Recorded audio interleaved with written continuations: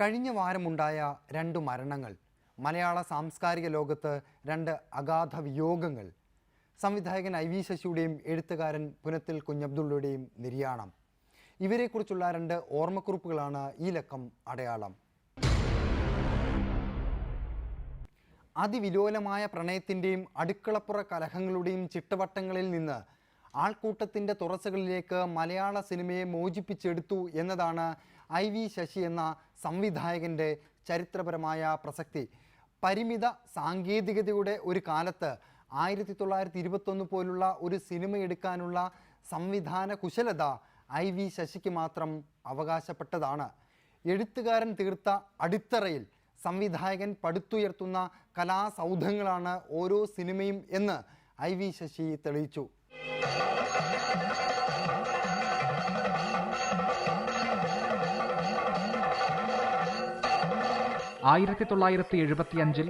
മലയാള സിനിമയിൽ വരാനിരിക്കുന്ന മഹാവസന്തത്തിന്റെ വിളംബരം എന്ന പോലെ ഉത്സവം എന്ന സിനിമയുമായി ഐ വി ശശി സംവിധാന രംഗത്തെത്തി.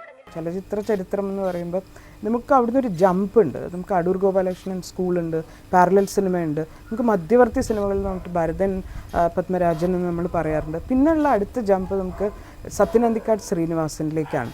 എത്രയോ ചലച്ചിത്ര ചരിത്രം നിരൂപകർ പറയുന്നത് വായിച്ചു നോക്കുമ്പോൾ വളരെ തമാശ തോന്നിയിട്ടുള്ളത്, അതിൻ്റെ ഇടയ്ക്ക് ഇങ്ങനൊരാൾ ജീവിച്ചിരുന്നു, ഇദ്ദേഹം ഒരു 150ഓളം സിനിമ എഴുതിയിരുന്നു എന്ന് എവിടെയും പറഞ്ഞു കണ്ടിട്ടില്ല. ഒരു marginalisation throughout I V Sasi സിനിമകളോട് വെച്ച് പുലർത്തിയിരുന്നു. അത് വളരെ ഒബ്വിയസ് ആണ്, നോക്കിയാൽ തന്നെ നമുക്കറിയാം. അതിൻ്റെ കാരണം ഐ വി ശശി സിനിമകൾ മിക്കപ്പോഴും സംസാരിച്ചിരുന്നത് മുഖ്യധാരയിലെ ആൾക്കാരെ പറ്റി ആയിരുന്നില്ല എന്നായിരിക്കും. അത് എനിക്കത് സെലിബ്രേറ്റ് ചെയ്യപ്പെട്ടിട്ടുള്ള, ജനങ്ങളാൽ സെലിബ്രേറ്റ് ചെയ്യപ്പെട്ടിട്ടുള്ള സിനിമകളൊക്കെ സാധാരണ മനുഷ്യരെ പറ്റി, പ്രോസ്റ്റിറ്റ്യൂട്ടിനെ പറ്റി, തെരുവിലെ മനുഷ്യരെ പറ്റി അങ്ങനെയൊക്കെ സംസാരിച്ചുകൊണ്ടായിരിക്കും അതിനെ ആ നിലയ്ക്ക് തന്നെയാണ് മാർജിനലൈസ് ചെയ്യുക തന്നെയാണ് ചെയ്തിട്ടുള്ളത്. കോഴിക്കോട് വെസ്റ്റ് ഹിൽ സ്വദേശിയായ ഐ വി ശശി ചിത്രകലാ പഠനം പൂർത്തിയാക്കി കലാസംവിധായകനായാണ് സിനിമയിലേക്ക് പ്രവേശിച്ചത്. ഏറെക്കാലം സഹസംവിധായകനായി പ്രവർത്തിച്ച ശേഷമായിരുന്നു ഉത്സവം എന്ന ചിത്രത്തിലൂടെയുള്ള സംവിധാന അരങ്ങേറ്റം. ഉത്സവം എന്ന സിനിമയിൽ നായക സങ്കല്പങ്ങളെ തകർത്തെറിഞ്ഞ് അന്നോളം വില്ലൻ വേഷങ്ങളിൽ തിളങ്ങിയ കെ പി ഉമ്മറിനെ നായകസ്ഥാനത്തെത്തിച്ചു.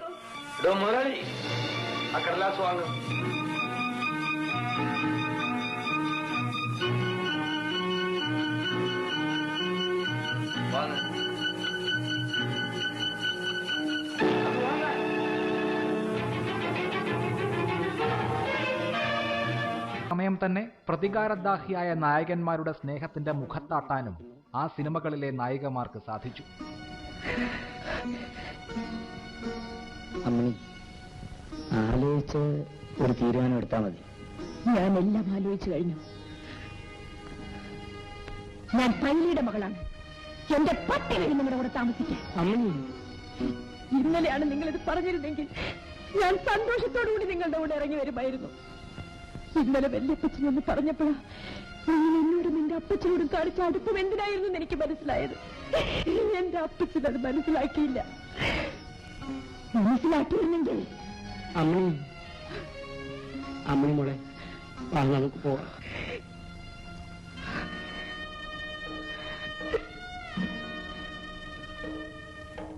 ഒരു ലിങ്ക് ഉണ്ടെന്ന് നമുക്കറിയാം. അല്ലെങ്കിൽ ഇങ്ങനെ 10-38ഓളം സിനിമകൾ ഒന്നിച്ച് ചെയ്യാൻ പറ്റില്ല. അതിൻ്റെ ഒരു കെമിസ്ട്രി വർക്കൗട്ട് ആവുന്നതുകൊണ്ടാണ് അതൊക്കെ ഹിറ്റായത്. അത് കുറച്ച് സിനിമകളല്ല, അതിൽ കയ്യിലെണ്ണാവുന്ന സിനിമകൾ മാത്രമേ 100 ദിവസം ഓടാത്ത സിനിമകളുള്ളൂ. ബാക്കിയൊക്കെ 100 ദിവസം കഴിഞ്ഞ സിനിമകളാണ്. അപ്പോൾ പുറത്തെപ്പോൾ കാണുമ്പോഴും ഭയങ്കരമായിട്ട് തമ്മിൽ ഫൈറ്റ് ചെയ്യുന്ന, എപ്പോഴും അതിൻ്റെ പേരിൽ അടിപിടി കൂടുന്ന തരം സൗഹാർദ്ദമാണ്. ഒരു വർക്ക് പ്ലേസിലും അതേപോലെ തന്നെ ആയിരുന്നു. അതിൽ ഏറ്റവും പ്രതിഭാശാലികളായിട്ടുള്ള എഴുത്തുകാർ Shri M T Vasudevan Nair, Padmarajan, Lohithadas, Ranjith, Damodaran master, ഈ എഴുത്തുകാരുടെയൊക്കെ ശൈലി വ്യത്യസ്തമാണ്. അവർ എങ്ങനെയാണ് ഒരു തിരക്കഥ ഒരുക്കുന്നത് എന്നുള്ളത് ഒന്നിനൊന്ന് വ്യത്യസ്തമാണ്. പക്ഷേ ഇവരുടെ എല്ലാം തിരക്കഥകളെ അതിശയിപ്പിക്കുന്ന സിനിമകളാക്കി മാറ്റാൻ ശശി സാറിന് കഴിഞ്ഞിട്ടുണ്ട്. അങ്ങനെ ഒരു സംവിധായകനെ പറ്റിയിട്ടുള്ളൂ. അപ്പോൾ എന്തും തനിക്ക് വഴങ്ങും. സിനിമ പൂർണ്ണമായും ഒരു സംവിധായകൻ്റെ മാധ്യമമാണ്. താരങ്ങൾ ഒരു സംവിധായകൻ്റെ സൃഷ്ടിയാണ് എന്ന് മലയാള സിനിമയ്ക്ക് കാണിച്ചു കൊടുത്ത സംവിധായകൻ കൂടിയാണ്.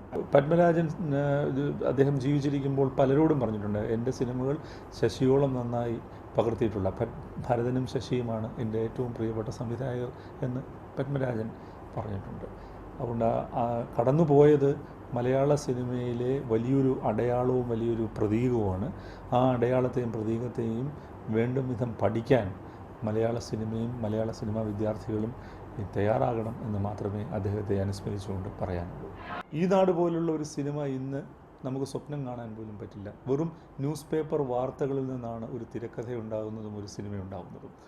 ഞാനന്ന് ഒരു കോളേജിലെ പ്രീ ഡിഗ്രി വിദ്യാർത്ഥിയാണ് ആ സിനിമ വരുമ്പോൾ. എനിക്കിപ്പോഴും ഓർമ്മയുണ്ട്, ആ സിനിമ ഇറങ്ങി 75 ദിവസം കഴിഞ്ഞപ്പോൾ ഒരു പത്രപരസ്യം വന്നു.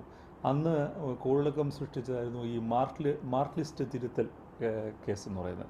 ആ വിഷയവും കൂടി ഉൾപ്പെടുത്തി ഒരു സീക്വൻസ് കൂടി ചേർത്തിട്ടുണ്ട്. എല്ലാവരും വന്ന് ഒന്നുകൂടി കാണാൻ പറഞ്ഞിട്ടായിരുന്നു അതിൻ്റെ പരസ്യം. അപ്പോൾ സമകാലീന സംഭവങ്ങളെ സിനിമയിലേക്ക് കൊണ്ടുവരുമ്പോൾ അത് ഒരു ഒരു ഒരു വരണ്ട ഒരു ഡ്രൈ റെപ്രസെൻറ്റേഷൻ ആവാതെ ആളുകൾക്ക് രസിക്കുന്നത് പോലെ, ആളുകളെ ത്രസിപ്പിക്കുന്നത് പോലെ അവതരിപ്പിക്കാൻ കഴിയുക എന്നുള്ള ഒരു മാജിക് ഐ വി ശശി മലയാളത്തിന് സംഭാവന ചെയ്തതാണ്.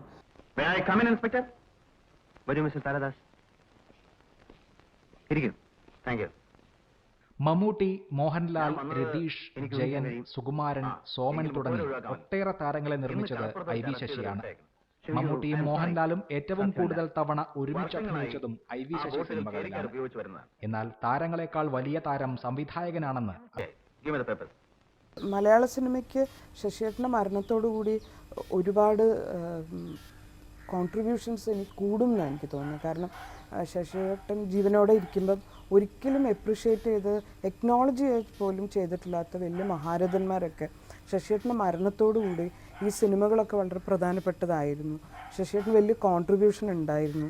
രാഷ്ട്രീയത്തിനെ പറ്റിയൊക്കെ ശശിയേട്ടൻ്റെ സിനിമകൾ സംസാരിക്കുന്നുണ്ടായിരുന്നു എന്നൊക്കെ പറഞ്ഞു കേട്ടു. ഇപ്പം മരിച്ചതിന് ശേഷം എനിക്ക് തോന്നുന്നു അങ്ങനെ മരണം കൊണ്ട് മലയാള സിനിമ അറിയാൻ പോകുന്നത്, അറ്റ്ലീസ്റ്റ് സിനിമേനെ അക്കാഡമിക്കലി അപ്രോച്ച് ചെയ്യുന്ന ആൾക്കാരെങ്കിലും അറിയാൻ പോകുന്നത് എന്തായിരുന്നു ഐ വി ശശി മലയാള സിനിമയിൽ ചെയ്തത് എന്നാണ്.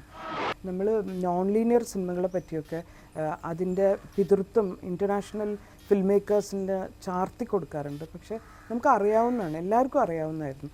അവരെ മൂക്കിൻ്റെ ചുവട്ടിൽ I V Sasi non linear ആയിട്ടുള്ള അത്രയധികം ജീവിതങ്ങൾ പറഞ്ഞുകൊണ്ടുള്ള സിനിമകൾ എടുക്കുന്നുണ്ടായിരുന്നു. അത് അതിനെ പരിഗണിക്കുക പോലും, നേരത്തെ പറഞ്ഞ പോലെ പരാമർശിക്കുക പോലും ചെയ്യാതെയാണ് നമ്മൾ ഈ കാലം അത്രയും മലയാള ചലച്ചിത്ര ചരിത്രം എഴുതിയിട്ടുള്ളത്.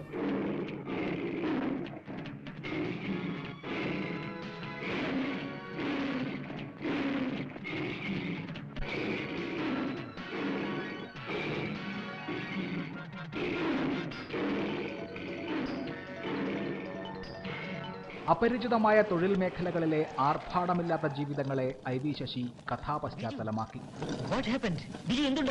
I don't know what these beggars are doing.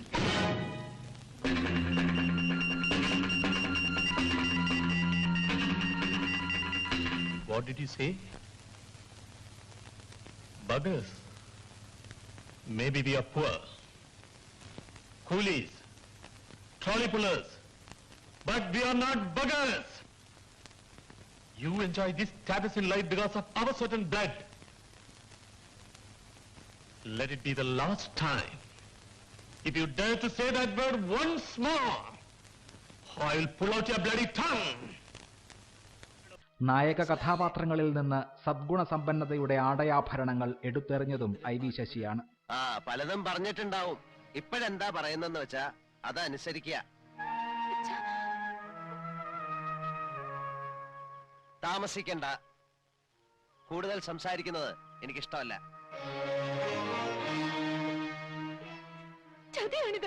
അതെ, ചതിയും കള്ളവും എല്ലാം ഞാൻ പ്രയോഗിക്കും. വേണ്ടി വന്ന കരുത്തും. എന്റെ വിജയത്തിന് വേണ്ടി. ചില കളികള് ഞാൻ ജയിക്കാൻ വേണ്ടി മാത്രമാ കളിക്കണേ. നിർബന്ധ ബുദ്ധി കാട്ടരുത്. പഠിത്തം കഴിഞ്ഞു വന്ന എന്റെ മോളുടെ അരങ്ങേറ്റാ ഇന്ന് നടക്കേണ്ടത്. അത് ഇങ്ങനൊരു ചുറ്റുപാടിൽ അലങ്കോലായാൽ മോളുടെ ഭാവിയെക്കുറിച്ച് ആദ്യമുള്ള ഒരു അച്ഛൻ പറയുന്നതാണ്. പ്രസംഗിക്കണ്ട. ഭാവം വളരെ ചീത്തയാണ്. സ്വരൂപം പുറത്തെടുക്കാൻ അവസരം ഉണ്ടാക്കണ്ട. നിങ്ങളുടെ ഭീഷണിക്ക് ഞാൻ വഴങ്ങിയില്ലെങ്കിലോ? നൃത്തം ചെയ്യാൻ എനിക്ക് വയ്യാന്ന് പറഞ്ഞാൽ? വയ്യാന്ന് നീ പറയില്ല. പറഞ്ഞ നൃത്തം മാത്രമാവില്ല, ഞാൻ നിന്നെ കൊണ്ട് ചെയ്യിക്കുക. എല്ലാ വിഷയങ്ങളും ഒരുപോലെ വഴങ്ങുക എന്ന് പറയുന്ന ഒരു അത്ഭുതത്തിൻ്റെ പേരായിരുന്നു ഐ വി ശശി എന്ന് പറയുന്നത്. അദ്ദേഹം ചെയ്യാത്ത തരത്തിലുള്ള സിനിമകളില്ല. അതിൽ പൊളിറ്റിക്കൽ ത്രില്ലേഴ്സ് ഉണ്ട്, ടി ദാമോദരൻ മാസ്റ്ററുമായിട്ട് ചേർന്നിട്ടുള്ള സിനിമകൾ, റൊമാൻറ്റിക് ആയിട്ടുള്ള കാണാമറയത്ത് പോലുള്ള പത്മരാജനുമായിട്ട് ചേർന്ന സിനിമകളുണ്ട്, പ്രതികാര കഥകളുണ്ട്, ഇതാ ഇവിടെ വരെ പോലുള്ള സിനിമകൾ. പിന്നെ എം ടി വാസുദേവൻ നിരവധി സ്ക്രിപ്റ്റുകൾ അദ്ദേഹം അതിമനോഹരമായി ദൃശ്യവൽക്കരിച്ചിട്ടുണ്ട്. ദേവരാജൻ, ശ്യാം, എം ജി രാധാകൃഷ്ണൻ തുടങ്ങിയവരുടെയൊക്കെ മികവുറ്റ സംഗീതം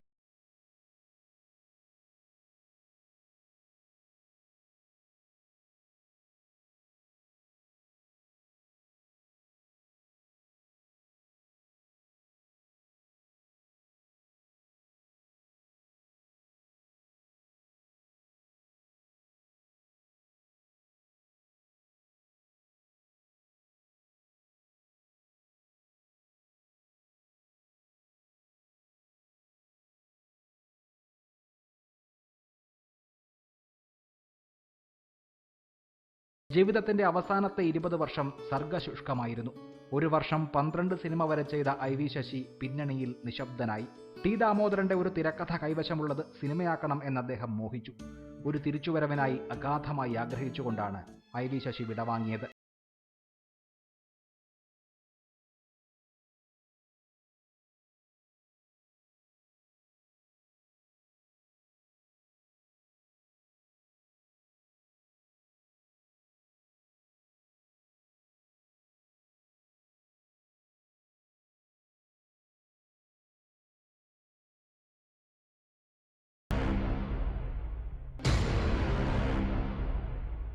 മലയാള അക്ഷരലോകത്തിനുണ്ടായ തീരാ നഷ്ടമാണ് പുനത്തിൽ കുഞ്ഞബ്ദുള്ളയുടെ വിയോഗം. സ്വജീവിതം പരീക്ഷണ വസ്തുവാക്കുകയും അതിൽ നിന്ന് കഥാപ്രമേയങ്ങളെ ഖനനം ചെയ്തെടുക്കുകയും ലാളിത്യത്തോടെ കഥ പറയുകയും ചെയ്ത സർഗധൂർത്തനായിരുന്നു പുനത്തിൽ.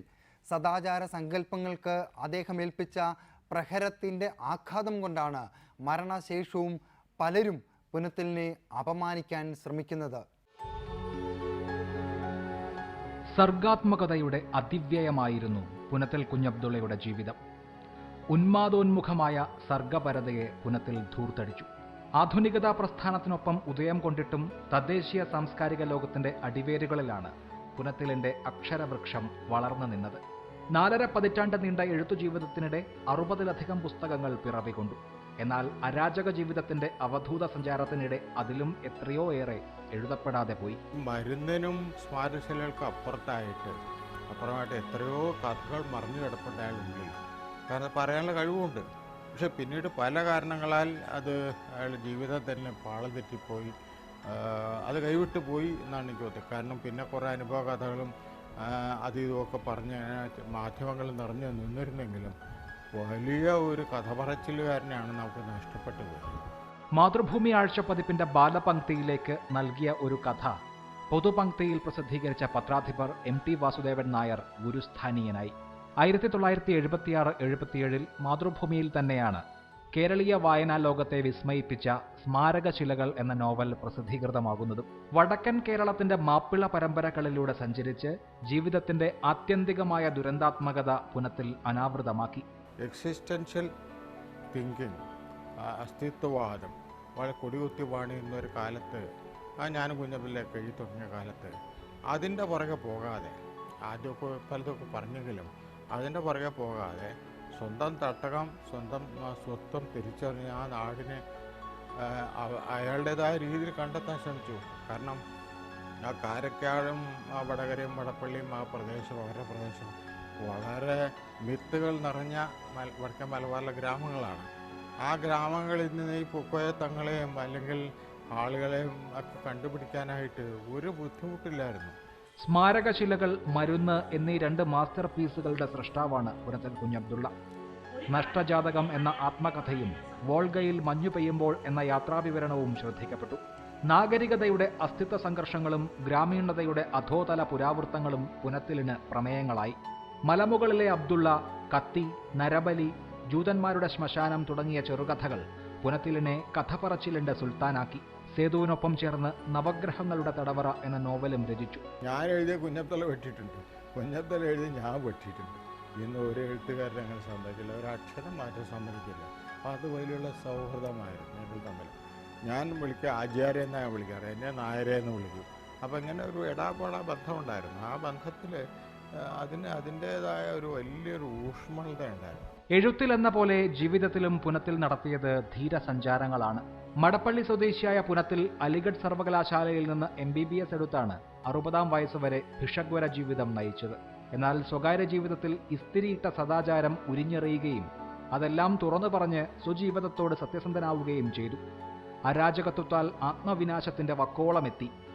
ഈ സുഹൃത്തുക്കളുടെ സൗഹൃദം ഒരിക്കൽ വല്ലാത്ത രീതിയിൽ എത്തിയപ്പോഴാണ് കുടുംബത്തിന് ഇടപെട്ട് സുഹൃത്തുക്കളിൽ നിന്ന് മാറ്റി നിർത്തേണ്ടി വന്നു. കാരണം അവരുടെ മോള് പറഞ്ഞത് എന്താണ്, നിങ്ങൾക്ക് എഴുത്തുകാരനായിരിക്കും, പക്ഷേ എനിക്ക് എൻ്റെ ഉപ്പയാണ് വലുത്, എൻ്റെ ഉപ്പയെ എനിക്ക് വിട്ടുകൊടുക്കാൻ പറ്റില്ല. കാരണം ആരോഗ്യം അത്ര മോശമായിരുന്നു, വളരെ മോശമായിരുന്നു വീട്ടിൽ. അപ്പോൾ അതിൻ്റെ സാമൂഹ്യ മാധ്യമങ്ങൾ വലിയ ക്രിറ്റിസിസമായിരുന്നു. പിന്നെ അബ്ദുള്ള തടവിലാണ് മറ്റാണെന്ന് പറയും. ധൂർത്ത ജീവിതത്താൽ എഴുതപ്പെടാതെ പോയ കഥകളാണ് പുനത്തിലിന്റെ വിയോഗത്താൽ ഉണ്ടാകുന്ന യഥാർത്ഥ നഷ്ടം. ഭ്രാന്ത് പിടിച്ച ഉമ്മയെ 12-ാം വയസ്സിൽ ചങ്ങലക്കിട്ടതും കാമുകിയുടെ പോസ്റ്റ്മോർട്ടത്തിന് സാക്ഷിയാകേണ്ടി വന്നതും പ്രമേയങ്ങളാകാതെ പോയ തീക്ഷ്ണാനുഭവങ്ങളാണ്. പക്ഷേ അലങ്കാരഭാരമില്ലാതെ ഭാഷയുടെ തെളിമയുള്ള ആഖ്യാനം പുനത്തിലിന്റെ എല്ലാ കൃതികളെയും പാരായണക്ഷമമാക്കി. നർമ്മവും ലാളിത്യവും രചനയുടെ സ്വീകാര്യത വർദ്ധിപ്പിച്ചു. ജീവിതത്തെ ഉത്സവമാക്കിയ പുനത്തിലിന് പക്ഷേ ഒടുവിൽ നിരുത്സവമായ ജീവിതത്തിലേക്ക് വഴുതി വീഴേണ്ടി വന്നു എന്നത് വൈയക്തിക വ്യഥയായി. പാഴാക്കിക്കളഞ്ഞ സർഗാത്മകതയുടെ ധൂർത്ത ജീവിതമെന്നാണ് കോഴിക്കോടൻ സുഹൃത്ത് സംഘങ്ങൾ പരിതപിക്കുന്നത്. എങ്കിലും മലയാള സാഹിത്യ ചരിത്രത്തിൽ കാന്തികെടാത്ത സ്മാരകശിലയായി പുനത്തിൽ കുഞ്ഞബ്ദുള്ള എന്നുമെന്നും നിലനിൽക്കും.